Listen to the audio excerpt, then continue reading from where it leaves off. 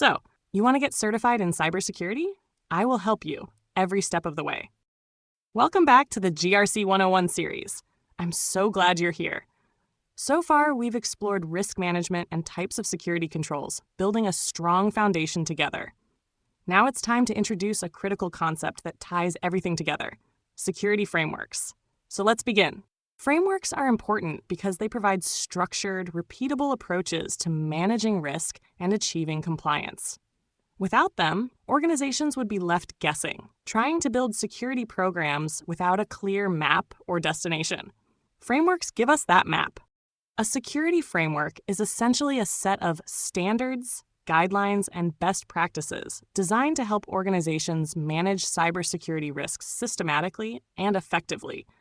Think of it as a blueprint for building and maintaining a strong security posture.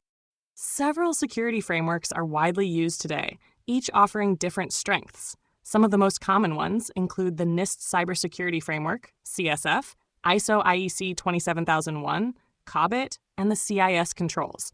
Don't worry, we'll walk through each of these together. The NIST Cybersecurity Framework, CSF, is a voluntary framework developed by the U.S. government. It helps organizations manage and reduce cybersecurity risk across 5 core functions: identify, protect, detect, respond, and recover. It's simple, flexible, and widely respected. ISO IEC 27001 is an international standard focused on establishing, implementing, maintaining, and continually improving an information security management system, or ISMS. It's especially important for global organizations that need to demonstrate a strong, consistent approach to security.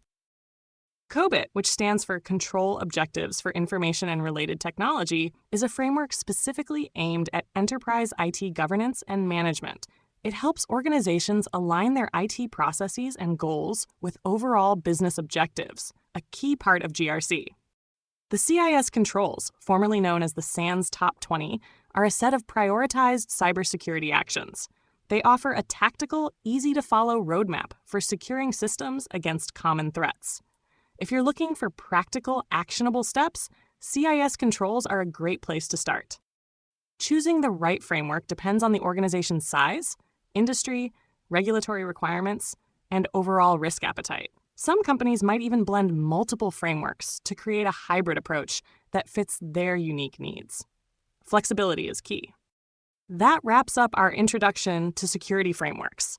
You're doing an amazing job keeping up. Make sure you stay tuned for the rest of our GRC 101 series. In the next video, we'll dive into audits, assessments, and monitoring, critical activities that keep your GRC program running effectively. For more valuable content, come visit our website, securetechacademy.com. Sign up for our newsletter and explore our premium courses on Udemy, designed with you in mind, using the latest technology to be more engaging at a lower price. If you found this video helpful, be sure to like, subscribe, and leave a comment if you have any questions. Thanks for watching, and I will see you in the next one.